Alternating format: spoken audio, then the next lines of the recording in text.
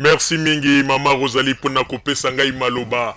Kaka ndenge na yebisaka o Mama Rosalie, bato oyo bazali bato moko oyo nzambe asa rejeté, mais bazali koyeba te jusqu'à présent makambo nini o bango bazali kosala, bazali kokanisa ete bazali na bonne voie nzoka nde bazali écarté depuis kala. Bande ko babolingo bino moko bo wuti komona bilan na bango. Depuis babanda ti na ndenge baye kokomisa biso sikoyo bomoni bino moko kaka maloba na maloba eloko ya malonga pe ezali te lokuta na lokuta kaka ndenge kaka tolobaka ete lokuta efutaka te bandeko lokuta efutaka te bango bakanisaki ete soki balobi ete basala manœuvre pona chaîne ya radio Zoomel 1000 bakanisaki ete bakolonga me bayebaki te ke ndenge ezalaki wana biso tozali bato moko basakanaka na biso pamba te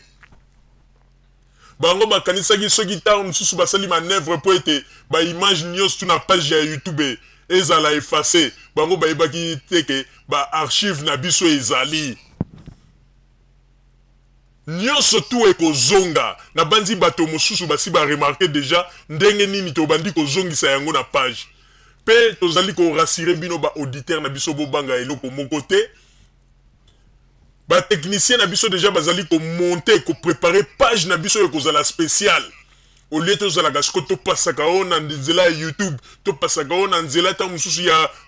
nani Daily Motion non to kozala na page moko spécial oyo ba image na biso to ko banda ko projeter yango oyo kobanda kozala ke ezokende automatiquement ezalata o bango basali ba manœuvre bakokoka biso te ndenge ka tolobaki te tozali ba ya mukolo bandeko toyebisaka bino ete biso nde toye kosukisa bato oyo botiaka biso tembe bomoni ndenge tobelisi bango kimpelekese bango babandaki kokanisa ete peuple congolais bango banda kaka kokosa ba peuple congolais na makambo na bango buzoba mais bayebaki te ke Radio Zoomel 1000 ezali radio oyo nzambe nde atindi yango po ete to éveiller ba peuple bandeko sikoyo bomoni bilan na bino ndenge bilan ya batu wana ndenge Mama Rosalie awutaki kolakisa bino bomoni yango bilan moko mawato bilan moko catastrophique na catastrophique oyo ndenge balobaka milelo na milelo yango siko na tango oyo bandeko botala sikoyo bilan ya Joseph Kabila na 10 ans kaka oyo asali oyo bato babandeko loba ete asali eloko te eloko nini ya malonga asali bazali ko kanisa ete na ba information na bango pona kolinga ko camoufler koloba n'importe quoi na kombo ya chef de l'état kuna na Congo bango bakanisa ete bakolonga mais botala sikoyo bilan ya chef de l'état na République démocratique du Congo pe bomona ndenge nini chef de l'état a cartonné papa Botamba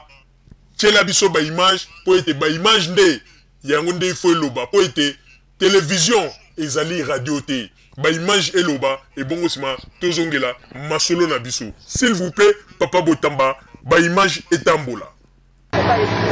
pasi oyo bandeko bazalaki komona surtout ba chauffeur awa na nzela ya yolo médical ko banda université bongolo ti oya ko bima na boulevard Lumumba nzela ezalaka mabulu kasi lelo misala ya 5 chantier koti bandeko ya OVD nde bazali kosala yango toza na commune ya Limete basi bapusani ti bakote ya ministère amen tokanisa ke malembe nzela oyo kosila po mikolo oyo embouteillage ezali deja bakote ya boulevard Lumumba nzela oyo esengeli ebonga pe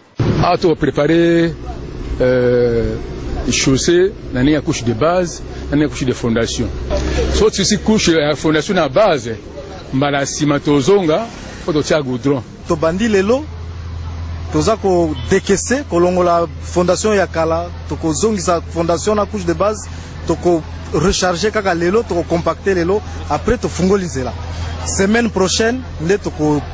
zongisa goudron na avenue yolo to remercier na Rais Kabange na misala ndenge participer na 5 chantiers na avenue na biso ya yolo eza bien to mona yango pende ba carnivore na biso eza ya kokangama to moni oui OVD abandi ko sala eza bien elembo moko ya relaxagia misala ezosalama ya 5 chantier. Mokolo liboso namonaki président Kabila koleka awa bongo azali kotala mwa mipandi nzoka nde kotala mipandi na ye azwaki na kati na likanisi na ye ke esengeli abongisela biso balabala oyo vraiment baba oyo ezaki mpe na mabulu mais na mabulu yango lelo nazomona to surpris na tongo tomona mituka etelemi na mabanga pour la kobongisela biso nzela oyo vraiment nazana esengo mingi na ebete cette fois-ci mituka ebande koleka vraiment à l'aise pe batu vraiment bakozala à l'aise. 5 chantiers match eza nango bien on a biso bana yolo bana ya quartier mososo tala prince na biso ndenge beba biso prince donc ezo bonga to asirene match na biso chitunga. Il y a solo 5 chantiers en marche, surtout dans makambo etali nzela liboso awa ezalaka pasi kasi titokota ba 2011 ekokoma kitoko ba chauffeur to pe bakumbi mituka bakolela lisusu ba pièce te match mikolo okotoyo ezana ya prolongation ya sol.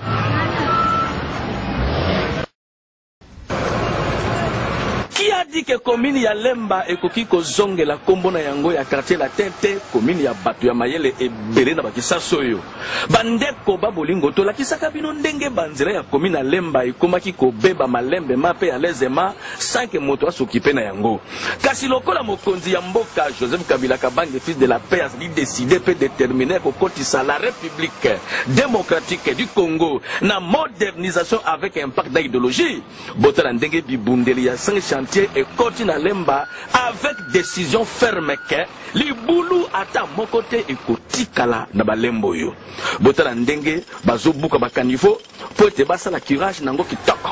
awa na sipre Lemba botala ndenge bazali ko bongisa ba bordure de façon que nions la kala elongwa po te mombamba et kota na esengo wana population est craqué na micro lingala facile pour la 5 chantier de ça wale mezali mabulu de moni mwake changement zali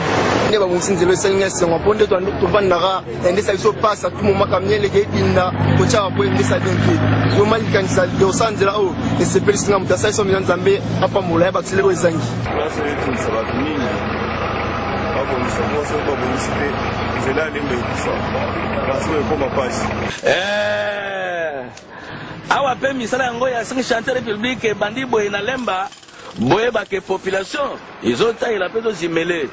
e kuma pe na suka kasi atako bongo 5 chantiers ezokenda kitaka iyasa tokendaki kotala ndenge misala ya 5 chantiers républicain ezali kosalema na commune ya Kalamu awa tozali na avenue Kapela na Yolo Nord balabalo ekenda ti na maya Kalamu kasi a partir ya maya Kalamu ti na avenue Elengesa ezwa kombo ya avenue Mompono botala ndenge société Zengwei Technique Congo SZTC babongisi avenue Kapela kitoko botala bakanivo oyo basali somo sikoyo bazali kotimola mabele po ete bakunda batuyo oyo bazali komona esika bakolekisa bakable ya courant pe ya régie des eaux avec impact na idéologie kasi na ngambo mosusu c'est-à-dire na avenue Mompono bazali kosopa terre jaune déjà botala tracteur yango oyo ezobalola mabele avec impact na idéologie parce que kalate match kozala wo bakotoyo boyoka ndenge population esepelaki na moko ba ingénieur ya société oyo aussi ça pour la décaissement ba matériel ba immobilier c'est là qui na chantier siko to comme la deuxième phase na chandali ya rechargement il y a couche ya plateforme là siko préparer poto pour ces structures la couche ya plateforme de l'autre sable de rivière dans aussi ça on a des places siko to banda poser couche de fondation pour ce na 0,31 demi bateau na ndenge misala zo ko vouloir ceux qui ba moula d'ici février mars en tout cas je pense que on met sur comment on tient to vandi bambula na bambula tout le monde a ba bayaka ba zui ba mesure mais ça la maraté mais pour le moment que au monde que comme au salam alors tout ça mais c'est mon makasi pour makadam eza kokota awa tala misala ya 5 chantiers république ezali lisekite surtout na aspect na yango ya modernisation ekoyinda mabe na commune Kalamu parce que soki misala ya avenue Mompono ti na avenue Kapela na Yolo Nord esili ekozala suka na raccourci na cadre ya vite fait pour ete to bâtir un Congo plus beau qu'avant terrible il y a ça. Nani alobaki que 5 chantiers eza lokuta et lokote. Botala awa toza na avenue du tourisme ko banda rond-point Chani tiba kote ya Kinsuka kuna minda pelele. Bandeko liboso ya premier citoyen de la ville André Kimbuta pe ministre provincial ya énergie na DG agence congolaise de grands travaux Roger Boussima gouverneur ya ville yemoko appelisi officiellement éclairage public oyo pambate molili ezalaka kotoyo sima carnaval ya munene esalamaki tina Kinsuka pompage bota la ndenge population ya kote oyo basepeli kasi na micro ya lingala facile gouverneur André Kimbuta pe population bazangaki maloba te. L'air na ebisaka bino que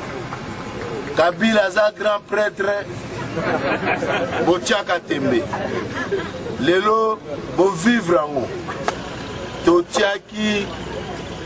minda banda Laurent Désiré Kabila tina pompage